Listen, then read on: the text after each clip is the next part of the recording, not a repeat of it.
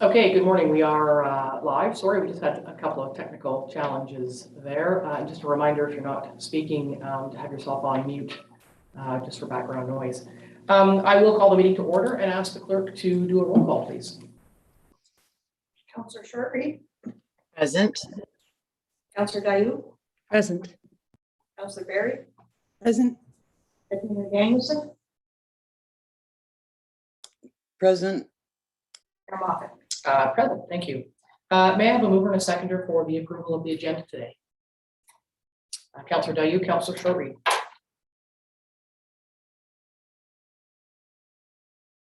By Councillor Dayu, second by Councillor Shortreed, be resolved that the November 4th, 2021 council meeting agenda be approved as circulated. All in favor? Carried, thank you. Are there any disclosures of pecuniary interest today? Seeing none, I have no remarks. May I have a mover and a seconder for the adoption of the previous minutes? Councillor Berry, Councillor Shortreed.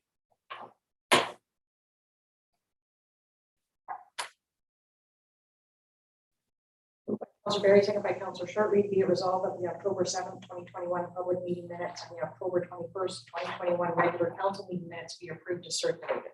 All in favor? It's carried, thank you. Delegations, we have Corey McKay back again for some climate change discussion about the action plan and fees for the EV station. So,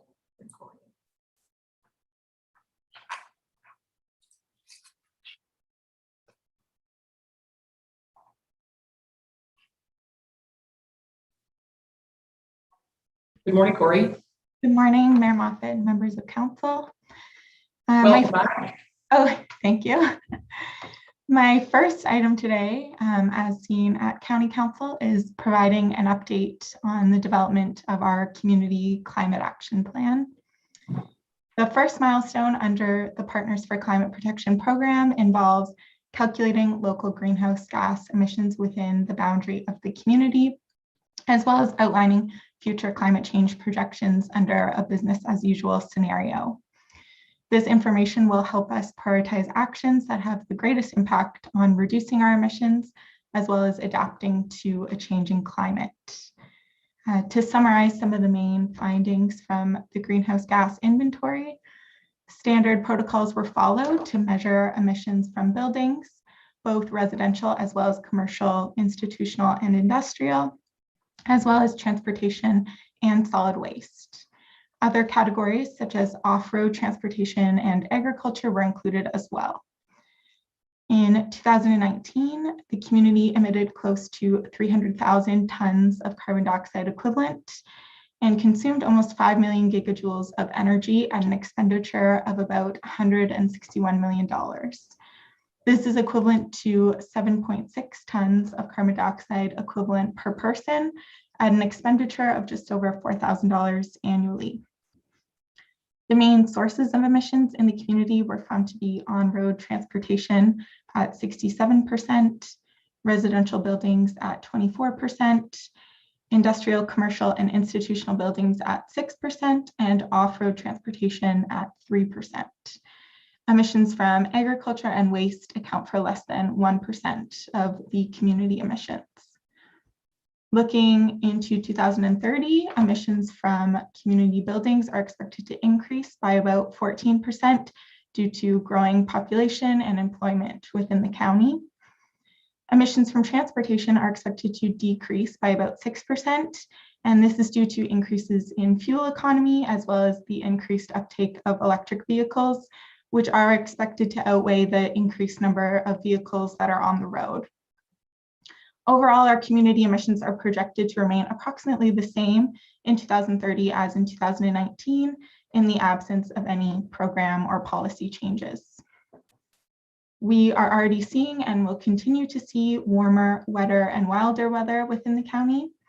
If the world continues on the same emissions pathway, climate models show that we may experience a 4.4 degree rise in the average annual temperature towards the end of the century.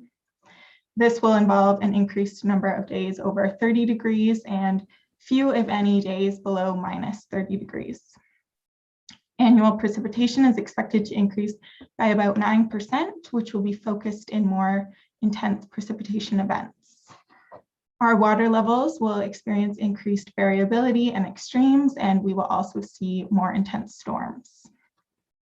So looking ahead to developing a plan and setting targets, the first step is to develop an advisory group to guide the plan development. This would include external stakeholders such as the business community, energy sector, developers and builders, educational institutions, community organizations, conservation authorities and watersheds, and public health. The group would also include representatives from each local municipality. It is anticipated that applications for this group would open in mid-November. So I'm happy to answer any questions on that first item before I move on. Are there any, actually I have a question first, in terms of the municipal representation, is that we just appoint internally? So we imagine that it would work the same through the application process as the other stakeholders, with the applicants brought to the county council table. And if county council wishes, they can bring it back to the local table to appoint, or if nobody applies, then to directly appoint. So the municipal representative can be a member of the public or of council? Yeah. Okay. All right. Does anybody else have any questions on the process? It's being handled through the county, so we will kind of watch from the stands a little bit. Councillor Dayu. Well, it's not a question so much as a rah cheerleader kind of statement. I'm so delighted that we've got this report now, and more than anything, I'm delighted with the clarity of the results. I mean, for a new group that's going to be set up to consider these sorts of things, it seems like the map of the world is there. You know, you've got a really strong sense from reading the report of areas that we could, as a county, really dive into, and areas that we don't actually have to worry so much about because they're just not high on the priority list for trying to bring down our greenhouse gas emission levels. And I've got this blue sky thinking idea of, I wonder how climate change and economic development and communications can kind of marry up together. What sort of synergy can be there to try to whack those numbers down across the county. So I'm really excited to watch this and see where it goes. Perfect. Thank you for that, and love your enthusiasm. That's terrific. Perhaps you'll consider putting your name forward on behalf of Algonquin Highlands. One never knows. Any other questions or comments on this part of the presentation? Okay, now what are you have one resolution or two? Just one. Okay. So does that mean there's no further questions, Corey? Does that mean you're moving on to user fees? Yes. So this second report describes the steps for setting up the electric vehicle charging station at the administration office. So installation of the charging stations will take place over the next few weeks, and they could be up and running as early as mid-November. So once they're up and running, a user fee will be charged per hour for those who wish to use the station. The recommended fee is $2.50 per hour. This is in line with market rates as well as the other municipalities that are partnering with the IV network. This fee would cover the cost of electricity use, as well as a portion of the annual fee. It is expected that the station would be revenue neutral at around 15% utilization. So this equates to about 3.5 hours per day per port. And this fee can be evaluated and adjusted annually by the township. So as electricity rates may go up, or as we get our usage data each year to see how often they're being used. So happy to answer any questions on that as well. Great, thank you. And just for council's information, the posts and the concrete pad are outside the window here, so that the work has begun on that. And something else I wondered, which is not for Corey, but it's fine that you're here, is we should maybe think of getting one of those little Wi-Fi signs. I mean, I think most people know that we have free public Wi-Fi available, but somebody who is traveling through might not, and it might just be helpful to help someone spend their time if we put up a sign that just says free Wi-Fi. Just a thought for staff to consider. Any thoughts, questions, comments from council on what you'd like to do for the fees? It's $2.50 an hour. It's recommended. Is that what you'd like to go with? Any thoughts? Looks like nods all around. You're getting away very easy today, Corey. So thank you for that. Councillor Barry. Just a question, not so much about the rates, but just a question, how will the ports be advertised? And I had someone stop by the other day with an electric car and they wanted to know how fast the charge would be in our township. And I didn't know the answer to that. Yeah, so the benefit of partnering with the Ivy Network is that they have a marketing team who will advertise all their new stations throughout the province. But we can also work with them to put out our internal communications to the community as well, just so that they are aware. But users mainly find the stations through an app. So as they're traveling, they'll see it on their map and then they know they can stop by. I'm not sure of the exact kilowatt hours, but a full charge typically takes about 2 to 4 hours, depending on the vehicle. So a level 1 station's a slow charge of 8 hours. A level 3 station is a quick charge of half an hour. So this one's kind of in the middle of those two. Okay, thank you. Any further questions for Corey today? If not, may I have a mover and a seconder to receive the report and move along? Deputy Mayor Danielson and Councillor Dayu. Deputy Mayor Danielson, second by Councillor Dayu. Be it resolved, council received a delegation from Corey McKay, Climate Change Coordinator, regarding the Community Climate Action Plan development and electric vehicle charging station user fees, and further council approves a user fee of $2.50 an hour for the use of electric vehicle charging station. All in favor? That's carried. Thank you. Thank you, Corey. Thank you. And we just had a very bright day all of a sudden, so we've had to put a blind down and I've suddenly gone a little bit dark, but maybe that's not such a bad thing. Number 9, there is nothing there. Number 10, Parks, Rec, and Trails business, and we'll bring in Mr. Carter.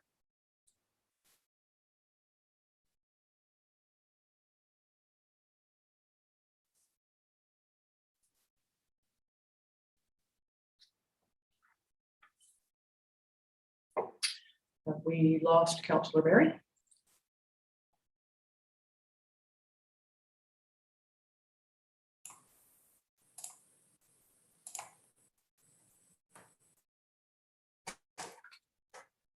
There we are. Good morning, Chris.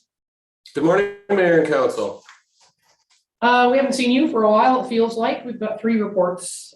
First up for you is hall rentals. Moving that ahead. That's right. So to recap, since the outset of the pandemic, the halls have been closed. Recently, there has been various changes in the legislations, COVID legislations, for such rentals. And we've been looking at how we might be able to open our halls to our renters under that legislation.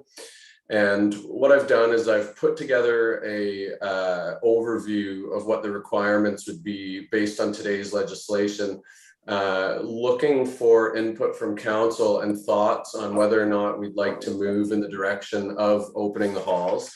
And if we do, the main piece to that is that because there is a requirement to show proof of vaccination, and the onus to ensure that that's happening does fall on the organization. The locations we're talking about are not staffed. Therefore, how I'm proposing we would manage that would be to develop a rental agreement along with some training and the ability to work with our user groups to develop safety plans and ensure that they're comfortable and able to go through the proof of vaccination as well as a screening process for the patrons at the door. There are capacity limits that would have to be in place. That's kind of a shifting target as it has been throughout the pandemic, but recent trends have been that capacity limits are being loosened for all types of events, both indoor and outdoor. But I have listed what the capacities for both the Stanhope and Oxtongue locations would be under the current restrictions. And if we wanted to go ahead, what I would propose doing is starting out in a controlled phased approach where we would be reaching out to our kind of long-standing existing agreement holders, both being those involved with volunteer-led programs that we're directly involved in running, and also instructor-led rental programs. So looking for input from council, feedback, which direction we may want to go with our halls at this time. Yeah, thank you for this. It almost feels a bit like normal. What does council like to do around getting the halls back open? Councillor Dayu. Thanks very much, Chris. I'm in favor of opening them back up. I'm delighted to hear that it is possible to come up with an agreement with the event organizers to take the reins for the COVID screen and check. I wasn't sure, if that was legislatively possible. If it is, that's great. And I think enough time has passed and we've all been in enough venues, be it restaurants or whatever, that we're fairly used now to showing proof of vaccination or being screened. I don't think that will come as a surprise to folks who have been going to those venues in the last month or so. So I am in favor. And in terms of capacity limits, I look at the Ox Tongue limit, which is in my ward, as you know, and that limit is pretty much what we would typically see for a yoga event or, a Tai Chi anyway. So it would actually not feel that different to what we would see up here. A lot of the events that happen at Ox Tongue are physical events where each person needs that distance between each other anyway, which creates a natural restriction on how many folk you can fit into the hall itself. So it, from my perspective, it all works out quite naturally, and I am in favor. Great, thank you. Thoughts from other members of council?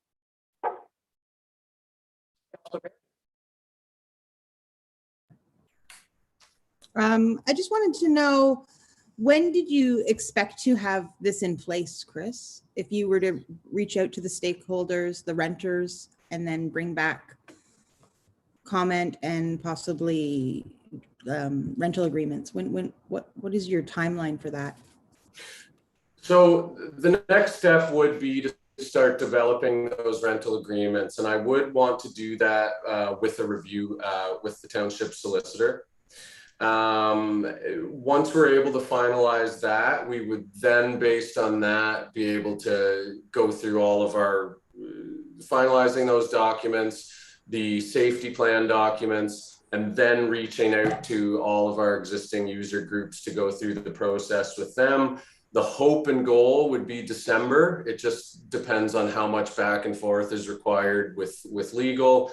Whether or not the legislation changes between now and then. The legislation does continue to change quite often, so it's always a moving target that we have to react to, but the hope would be sometime in December. Lisa, go ahead. Just as a follow-up to that, I appreciate that you attached the link to the safe opening plan. And it does say in there on January 17th, if we stay in the trajectory that we're in, that it's quite likely that the proof of vaccination could be lifted for recreation facilities and sports centers. I just wanted to know, are we putting something in place that is going to be dropped within a couple of months after the fact? It's certainly possible. Yep. Yeah, and that's the ongoing challenge through the entire pandemic is the challenge with the continual recalibration based on provincial direction. So, we are obligated to comply with the current guidelines, as Chris has noted in this report, even though they tend to be changing rather quickly. That's been a frustrating part of the entire pandemic is, the EOC would meet and figure out a way to comply in any certain department with the regulations, and then on a Saturday morning, there'd be an announcement that something changed and threw all the plans, upside down. So you're absolutely right that it could change. And I'm going to say, Lisa, that your concern is that if they're lifted January, then we wouldn't need we wouldn't need it in place for opening it up to public groups in February, as it says in the timeline in the report, as Chris has provided. And so if that's the case, then that's the case. So it could be working, putting together an agreement that may not be necessary by the time it's open, but that's part of council's discussion. So based on what Lisa has said, what does council think about that? Do you want to wait, or do you want to get going now? Deputy Mayor Danielson. Sorry. I think this is laid out well. I'd like to see us move forward. I don't think that we can presuppose anything. And, even though requirements change, to some extent, it's dependent on our level of comfort here. I think we should just move forward with it for now. Thoughts from anybody else on any delay or timeline? I mean, for now, Chris is looking at offering it to our usual long-term users immediately, knowing something else will change in the new year. My question, Julia, did you have your hand up? No, I was just gonna say I wholeheartedly agree. I think everybody's been waiting a long time for this, and I don't want to hold it up any longer. All right, thank you. My question is around the cleaning. I fully understanding that the standard of cleaning and responsibility for keeping things clean is ours in our facilities, but I would ask council if they agree that the costs should also be ours. Should the costs for cleaning between users be borne by the users or by the township? Councillor Dayu? I would assume that's standard to borne by the venue. I would think that's council's cost. Anybody else disagree with that or have any other thoughts? Okay, so I think you've got what you need there, Chris. We're excited to get things open and see if folks want to get out and active again and get back in our two facilities that we can open at the moment. So I think that's what you're hearing. May I have a mover and a seconder to move ahead with getting those facilities open? Deputy Mayor Danielson and Councillor Dayu. Moved by Deputy Mayor Danielson, second by Councillor Dayu. Be it resolved, council receives report PRT 2121 all rentals submitted by Chris Carr dated November 4th, 2021, and the council directs staff to proceed with planning to open the community halls for rentals in accordance with the administrative procedures and timelines identified in the said report and in accordance with all COVID-19 provincial and health unit regulations. All in favor? That's carried. Great, thank you. Next, Chris, for you is the forest management plan, and I was thrilled to read this, bit of a long read, but this has been a long time in the making, and thanks off the hop, thanks for your work on this, because we've had some frustrating meetings in the past around forestry operations in relation to our trail system. So tell us what you'd like to tell us about this. And thank you. So this, I'm also very happy to be able to have come to fruition. It has taken some time this year, and I'd like to thank everybody who's been involved from all the various organizations for the time they've put in as well. Going back to 2014-15, there was a need highlighted for some parameters for forestry operations related to our trails, our hiking trails, our ski trails, and our canoe routes being portages and campsites. This year provided that opportunity to be able to get some of those discussions happening and some of the parameters put right into the next 10-year forest management plan.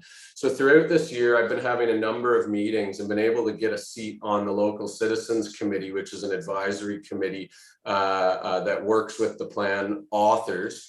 The plan is now completed, and we have been able to develop what are referred to as area of concern prescriptions, which is the mechanism within forest management plans to lay out these parameters. And in essence, they are to put buffer zones along with timing restrictions around all of our trails related assets, and also a communication strategy and plan in place with timelines associated with that. So the work's certainly not done on it. This lays the framework for annual discussions and ongoing discussions we'd have. And from here on out, every year is what's referred to as the annual work schedules are developed. I'd be given the opportunity to review those relative to our operations, and then both give recommendations and thoughts on how forestry operations may affect our operations and vice versa. And then the most important thing being that the understanding that it is a shared use forest, and there will then be some requirements for some education for users, those types of things. It doesn't necessarily mean that there will not be any effect on users, but how that effect is relayed and the timelines associated with it is now well established. So very excited to be here. I find this to be a very big step towards the long-term sustainability of all of our trails assets. And I've been very happy to be working with the team at both the M&R and the district sustainable forestry licensee to be able to start using this right now for upcoming considerations with operations that are going to be in the vicinity of our ski trails. The other opportunity this has provided is sitting on that local citizens committee, which meets regularly. You start to be able to see any kind of shifts in plans that are happening as operations take place. And it gives me the opportunity to give input on other stakeholders that may be affected or should be reached out to. And for example, there's going to be some operations in this plan around the Hawk Lakes. And I've been able to relay contact information for the Property Owners Association there so that some outreach can happen right up front. So looking forward to being involved and staying on top of that, and happy to answer any questions if council has them. Thank you. Yeah, we're a long way from you and Angie and I meeting with ministry and logging representatives in Minden and asking them why they were, cutting trees around our trail systems, and you having to backtrack and cancel people's reservations because we didn't know anything about it. So this is a huge step forward and really good news. Councillor Deputy Mayor Danielson. I just wanted to say that I was really tickled to see this agreement, and it looks pretty good. I hope that it works the way it's all laid out to work. And I just wanted to voice my appreciation to Chris, because I know that there's an awful lot of time that's been spent and energy put into this. So I sure hope it's a successful program. Great, thanks. Anybody else? Oh, Councillor Dayu. Yeah, just to echo what Deputy Mayor Danielson has said, and also to note that it's a good news day for Algonquin Highlands Council. We've had a great report on greenhouse gas. We've had a great report, if such a thing exists. We've had a great report now on forest management, and it feels like we're really hitting a couple of very important points in our strategic vision as a township today, and seeing progress being made instrumentally on those 2 points, and that's great. And it's not every time that we get to say that that's come to our table. So it's a good day. Great, thank you. Any other comments? May I have a mover and a seconder to receive the good news report? Deputy Mayor Danielson and Councillor Shortreed.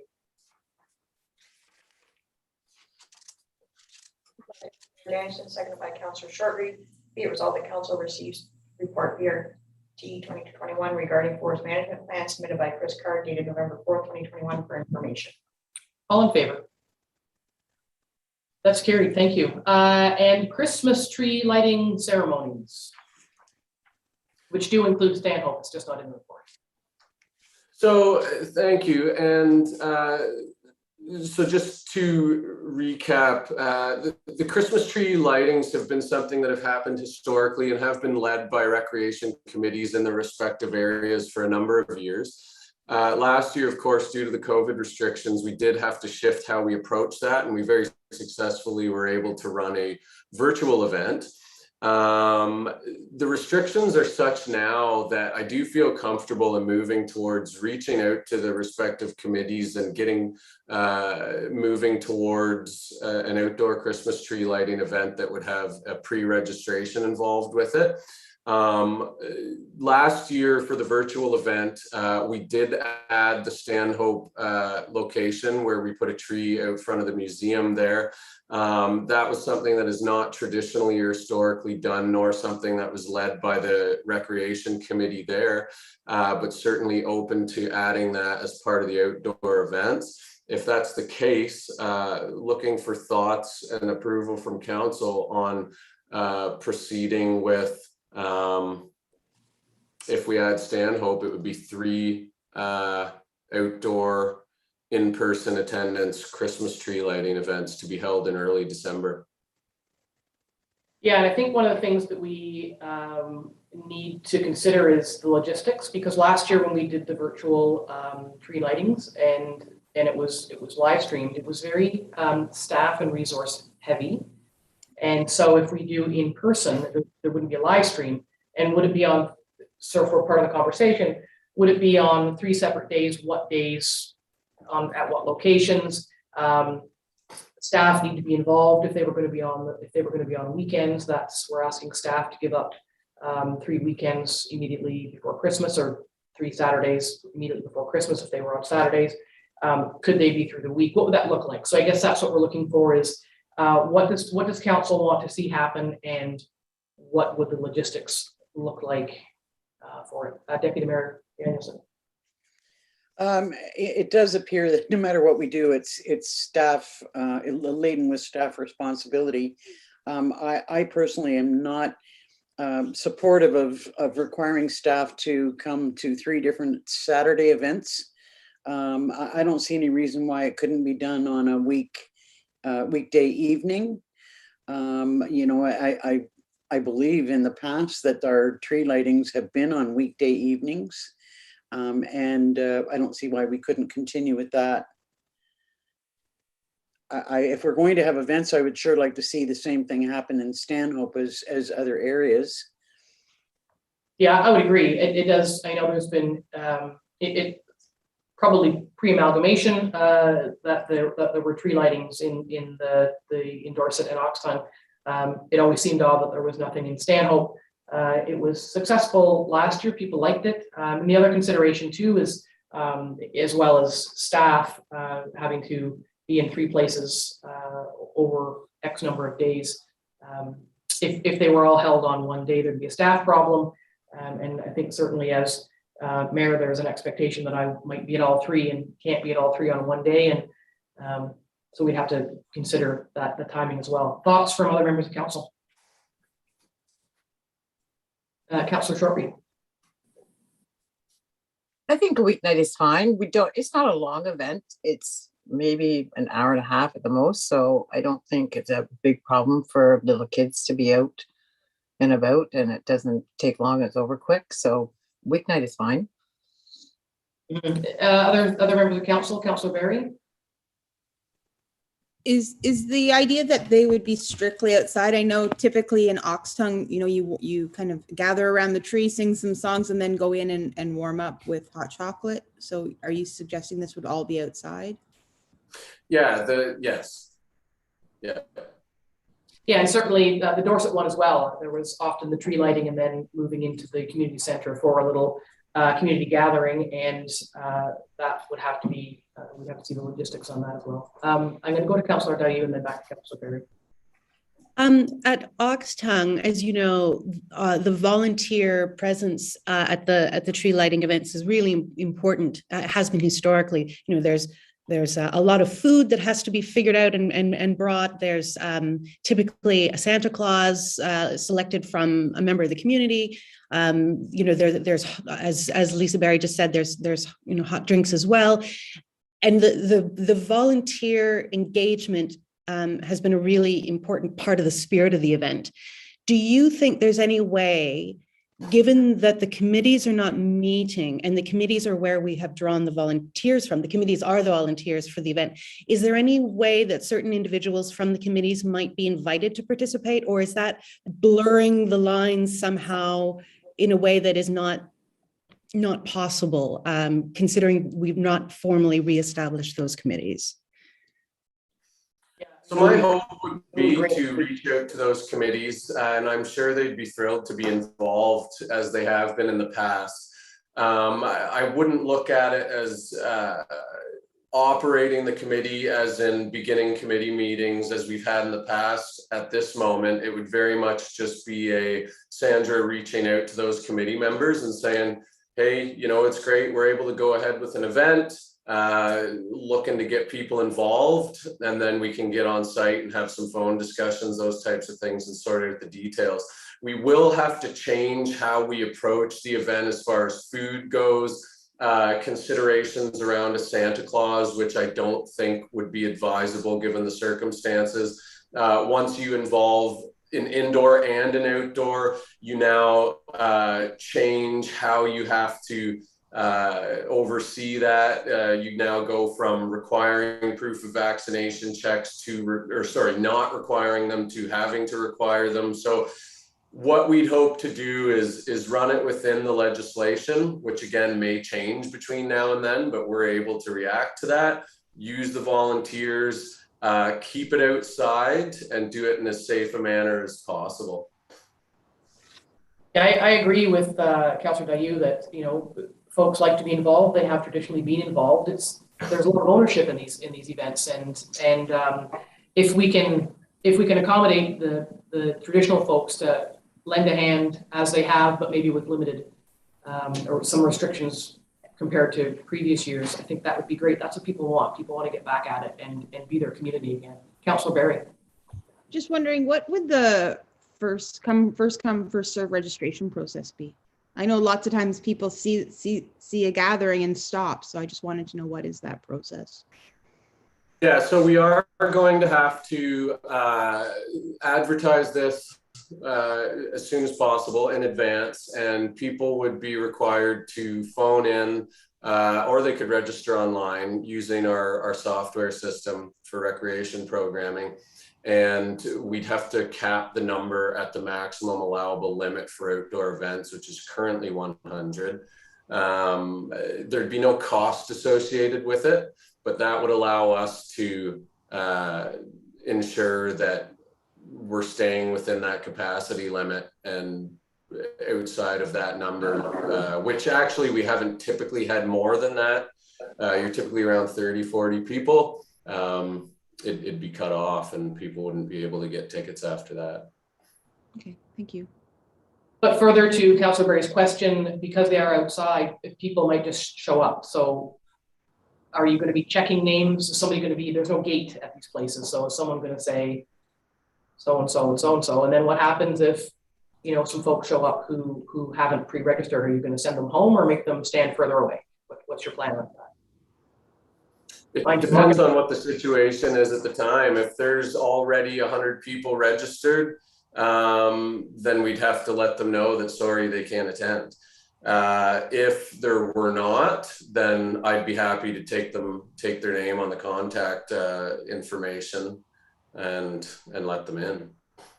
Fair enough. I think Deputy Mayor Liz had her hand up first, and then Jen, I'll go to you. I actually was going to ask the same question, like, what if you're nowhere near the limit of people that are allowed, and a family shows up with their kids, are we actually going to say, no, you can't come in? But that answers the question. Sounds complicated for what should be a simple event, but at least we're going ahead with it, which is good. Councillor Dayu. Can't speak to just the Stanhope experience necessarily, because there's less experience there to speak to, but certainly up at Oxtown, hey. We typically, I'm sorry? Sorry, I ignored that, sorry. I'm referring to the history of gatherings at Christmas time to light a tree outside, which I take is not a tradition in Stanhope. Was the first time, yeah. Right, that is what I'm referring to, Deputy Mayor. So certainly from my experiences in Oxtown, we never come anywhere near the limit of a 100. So I would have thought that we just don't have to worry about that for Oxtown. Dorset might be, you know, depending on the year, we might be approaching, but I think up this way, that would be the only event that we would have to be concerned with. Yeah, I think you're probably right there. Chris, you're hearing overwhelming support for this? Again, just like the hall rentals, let's sort of get going and get folks back into the community. Are you planning to bring something back with some details, or are we just leaving it with you to make it all unfold? No, I'm not planning to bring back any details from here. Similar to what we've done in the past, we've now established dates and perhaps a doodle poll or something of that nature out to council members to solidify a date over the next week and then move towards that. Mm-hmm. And remember, all members of council can go to any of the other ones. Everyone doesn't have to stick to their ward. So, you know, if Lisa wanted to take the kids to Doris at Rock's Tongue, I mean, we're all welcome to move around in those spaces. Is there anything further from council? Any thoughts, suggestions, ideas, comments? And if not, may I have a mover and a seconder to move ahead with tree lighting? Deputy Mayor Danielson and Councillor Barry.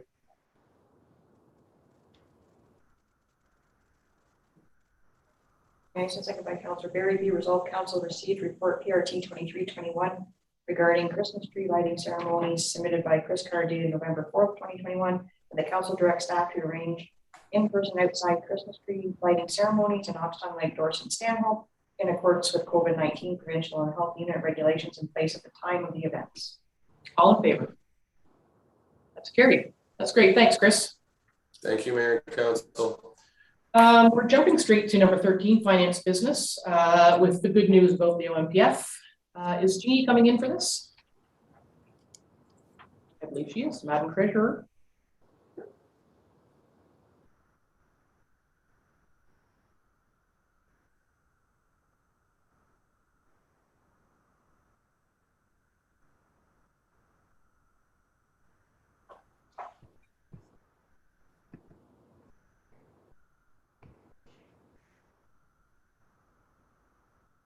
Oh, there she is. You're on mute. Sorry, my apologies. I was all set up and then I had to rejoin. So good morning, everyone. Wait. Tell us the good news about OMPF. Well, it is good news. The province has kept the same program going forward at this point. Things can change going as we go along. Right now, we are going to see a 2% increase overall for next year's contribution from OMPF, which equates to about $23,600 for a total allocation of $1.349 million. So it's good news. Again, it's just a good news meeting. And we will deal with this monies and these funds and go from there. Great, thank you for that. It is good news. Any thoughts or comments from council in keeping with the good news theme today? Deputy Mayor Danielson. Yeah, in keeping with the good news, it really is good to see that that we received our full allotment and then some. I know that we've all been afraid that that we would lose this funding, and I fear we probably still will at some point. But at least it'll help us get through a tough time. That's right. Yeah, we'll rue the day that the OMPF is eliminated, because that's an awful lot of money. If 1% on our levy only equals around, is it 54,000 ish? That's a lot of points on a tax rate to make up for that kind of operating money. All right, may I have a mover and a seconder to receive this report? Deputy Mayor Danielson, Councillor Barry. By Deputy Mayor Danielson, second by Councillor Barry, be it resolved that council receives Treasury Report PT 1921 for information regarding the 2022 Ontario Municipal Partnership Fund grant allocation submitted by Dean Hughes and dated November 4th, 2021. All in favor? That's carried. Thank you. Thank you, Jeannie. Thank you. 2 items under administration. The first is cemetery plot availability in sales. This came forward a little more quickly than I had anticipated, but it's good information. Just before Dawn provides her report, we are talking about just regular plots. This is not in relation to the green burials, because green burials don't exist until a bylaw is passed to create them. So if you would take us through your report. Yes, thank you, Mayor and Council. As the Mayor said, Council had a discussion at their last council meeting around green and winter burials, and a question came out of that about if the township was able to restrict sales of plots to residents. Staff did some investigation and can confirm that yes, council can restrict sales of plots. It just needs to be included in the cemetery bylaw. So, and on another area, there's also been some research done on plot sales. Some places offer 2 different rates as another option. Residents would pay 1 fee and non-residents would pay a higher fee. Also included in the report, just for council's information, is the plot availability in the township. And again, this does not include any green burial sites. Those numbers, we are not quite sure yet how many plots will be available. Once the design is approved, we'll know that. And just some numbers on plot sales over the past 5 years.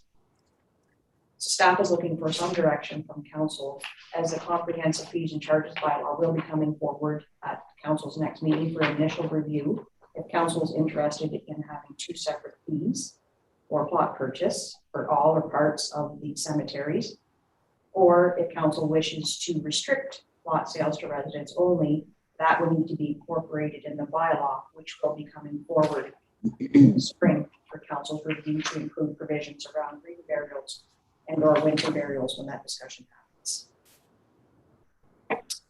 Thank you for that. I will roll the hands. I will go to Deputy Mayor Danielson, then Councillor Barry, and then Councillor Dahee. I do like the idea of our being able to provide for exemptions. I'm sure that there are people that are from the area or who have some, substantial history in the area who may wish to come back and be interned here. So I like the idea of a two-tier fee system and our ability to approve certain people. I can't see why somebody, who's never been here would want to come here. And just to clarify, I'm going to ask the clerk, because that's not what you were asking about, that council, or that would be an exemption process. It's either we do resident and non-resident fees or not. Or if council's interested in restricting to residents only, there would not be a requirement for a non-resident fee. So it would be one or the other, or status quo. Yeah, so Liz, just to circle back, if I heard you correctly, you were talking about an exemption option, I don't think that was being proposed. That's proposed should council choose to restrict Right. to non-residents, then you could have an exemption option, but then you're trying to decide whose exemption is over another exemption. You'd have to decide. And that would be my concern, is saying, well, person A, their family was a settler here, so they should be able to, but person B, I don't know how that would be subjective. Liz, do you want to clarify that? Oh yeah, I mean, if that, I guess I missed the mark a little bit there. So I would be in support of a 2-fee system and allowing whoever wishes to be interned in our cemeteries that ability. I had to actually write a little list. I went Lisa and then over to Jen. Yeah, I support the 2-fee system. I think that we don't want to be the judge and jury on why someone wants to be laid to rest here, but I support that. Jen? Thanks. My question, I think, hinges around the term residents. Unlike so many other townships in Ontario, we've got far fewer residents than we have property owners and taxpayers. So when we refer to residents, are we talking about the full-time residents here, or are we talking about people who have property here and who therefore pay taxes here? And if it's the latter, then what about, say George owns the property on behalf of a larger family unit, and within that family unit, people have been coming up for 50 years. They're not the taxpayer, they're not the property owner, but they fit within the family of a property owner.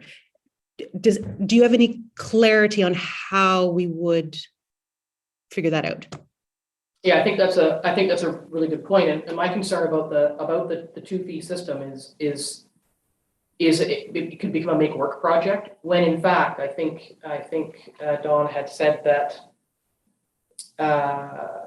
of the 27 most recent cemetery plot sales, 5 of them were not residents, pending the definition of that, but they were in some way related to the county, that they had grown up here and moved away and wanted to come back to the family plot or something. So what I'd like us to really hone in on is whether or not implementing a 2-tier system in a system that essentially has pretty slow plot sales, if that's just a make work project or not. But do you have any more clarity for Councillor Dayu on that? No, just the clarity part would be for ratepayers, any ratepayer. So it would be difficult, you know, if I owned a property, but my grandkids have been coming here for 20 years, they wouldn't be a resident, or they wouldn't be considered a ratepayer. So that's where you would run into the conflict where they would be a non-resident. But the family may have a long-standing connection here. So Yeah. like, does anybody see that as, I see that as a bit problematic, because then you're sort of picking and choosing. And I just wonder if we look at the numbers, or maybe I asked this, but we did look at it. And so there's approximately, 20 years of ground plots available. And is it just muddying the waters to go 2-tier? I think and I know we're not talking about this today. I think we need to have this conversation again around the green burials, because there are all kinds of people who are passionate enough about green burials that they may go where they can, and our green section, if it's whatever it comes back looking like, will be quite small.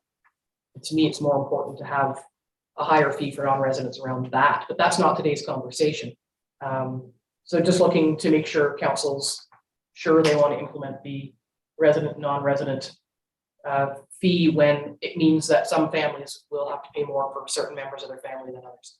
Councillor Dayu, Deputy Mayor Danielson, and Councillor Berry. I concur with your statement, Mayor Moffat. I think the more important piece is going to be the green burial, and think we can not defer, but not worry so much about regular burial, and hold that scintillating conversation for green. Scintillating conversation about burials. I was going to Deputy Mayor Danielson next. Now I'm confused. So you're suggesting that we don't make a decision about this today? No, this is about regular burials. I'm wondering how we differentiate if we're talking about ratepayers. If you've got someone who lives here permanently and they've got children, but their children are not ratepayers, but we're going to include them. What's the difference with seasonal residents who have children who have been coming here for for decades and have the same feeling of connection? I don't see the differentiation there. Yeah, there isn't, and I think that's the point, is that by implementing a resident and let's just say property owner, by implementing a property owner and non-property owner fee, we are creating a problem that currently doesn't exist for us.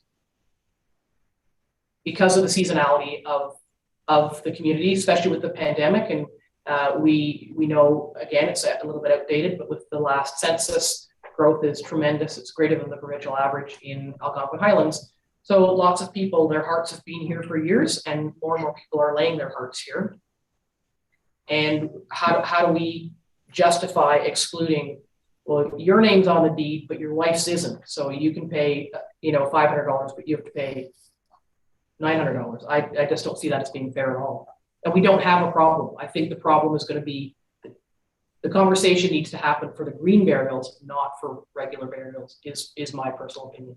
I'm going to go over to Councillor Shortreed, then back to Deputy Mayor Danielson. I think we should stick with what we have. Like you said, there's no problems. It's not complicated. It's the green burials, I think, that are going to be way more complicated, but status quo as it is, I think is fine. Lisa, I apologize. I missed you. I was going back to you first. So currently we're not allowing non-residential burials. Is that correct? No, we have one fee for burial. Okay. To move to a resident versus non-resident fee is going to be far too complicated given, as Councillor Dayu pointed out, the seasonality and extended families who call this their home, whether they live here full-time or not. Liz, back to you. I find it interesting that all of the examples that we've got have 2 different fees.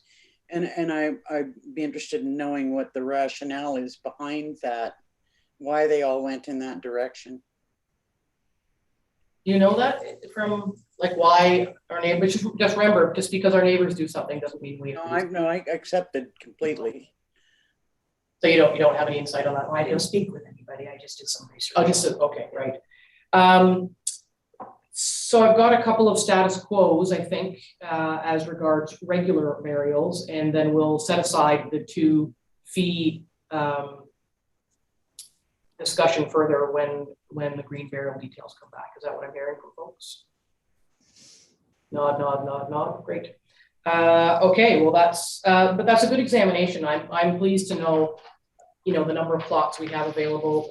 Somewhere in the future, there's going to have to be a cemetery plan. Of course, there is no legal requirement to provide burial locations, and we are implementing a columbarium soon-ish, and that will provide a number of spaces for folks. So somewhere down the road, there'll have to be an overarching cemetery discussion, but that's not for today.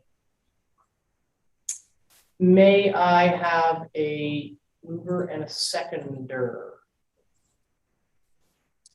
Councillor Short-Reed, Councillor Dayu. Councillor Short-Reed, second by Councillor Dayu. Be it resolved that Council received report CO 1321 regarding plot sales in Township Lawn Cemetery submitted by Don Newell dated November 4th, 2021. And further, the Council directs staff to proceed with option 3 in the said report, being status quo to continue to sell plots in accordance with current practice. All in favor? It's carried. Thank you. And the second item is, oh, sorry, Lisa Berry. Sorry, did Don say option 3? Because I thought the status quo was option 1. Apologies. Oh, good eye. Read that, yes. Usually I put that as the first option. I will reread that. By Councillor Short-Reed, second by Councillor Dayu. Be it resolved that Council receives report CO 1321 regarding plot sales in Township Lawn Cemetery submitted by Don Newell and dated November 4th, 2021, and further Council directs to proceed with option 1 in the said report, being status quo to continue to sell plots in accordance with current practice. All in favor? That's carried. Thanks. Thank you, Lisa. And next up, Don, your second report is just a housekeeping amendment for the delegation of authority bylaw. Yes, thank you. Their council passed a delegation of authority bylaw in June, and one of the areas of delegated authority was to delegate the CBO approval to sign security bonds when someone's applying for an existing building permit to build a new residence, but would like to live in their existing one while it's being built. That's very precise, and what the building department has asked for as they receive other security bond requests for building a accessory structure before the permanent residence. As an example, they CBO is asking for permission to sign other security bonds in relation to that don't comply with the zoning bylaw. Yeah, I think that's a nice addition. I mean, we don't need to see that. We see those, but I don't think that we need to, because we rarely ever deny them, and I think we have faith in the CBO to undertake those duties as part of their portfolio. Thoughts from council on this amendment? May I have a word a seconder? Councillor Berry, Councillor Dayu. Councillor Berry, second by Councillor Dayu. Be it resolved that Council receives report CO 1421 regarding housekeeping amendments to the delegation of authority bylaw, and the Council approve the requested housekeeping amendment and directs an amending bylaw be brought forward. All in favor? That's carried. Thanks. In terms of external boards, I don't believe, speak up if you're meeting. I don't think anybody's meeting quite yet. I tend to just go straight to the library and EORN because Deputy Mayor Dannington and I are both on library, and as one, she's involved in EORN. But I don't know, library, Liz, there hasn't been a meeting in a few weeks. So, No. anything you want to tell us about EORN? That's different from last time. I don't know if I reported this, but it may or may not be relevant to members of council, but EORN has had an absolutely extraordinary CEO at their helm in the name of David Fell. He's done some absolutely extraordinary work on behalf of EORN and the Wardens Caucus, and he's going to be taking on a new position. EORN will be looking to hire a new CEO. So that process is starting to be put in place, but otherwise everything, all systems go, everything remains the same. Great, thank you for that. I guess correspondence is next. It's a pretty slim correspondence these days, and if there was anything that was moved. Yeah. May I have a mover and a seconder to receive the correspondence listing? Deputy Mayor Danielson, Councillor Shortley. Deputy Mayor Danielson, second by Councillor Shortley. Be it resolved that council receives the correspondence listing for the period of October 14th to October 27th, 2021 for information. All in favor? Carried, thank you. Nothing from closed, and we are plunging headlong into the conclusion of the meeting within just about an hour. May I have a mover and a seconder for the bylaw? Councillor Shortreed, Councillor Barry. Councillor Shortreed, second by Councillor Barry. Be it resolved that bylaw 2021-125, being a bylaw to delegate certain powers and duties, be received and read a first time, considered read a second and third time, and finally passed with the appropriate seal affixed. All in favor? Carried, thank you. And may I have a mover and a seconder for the confirmatory bylaw? Deputy Mayor Danielson, Councillor Benny.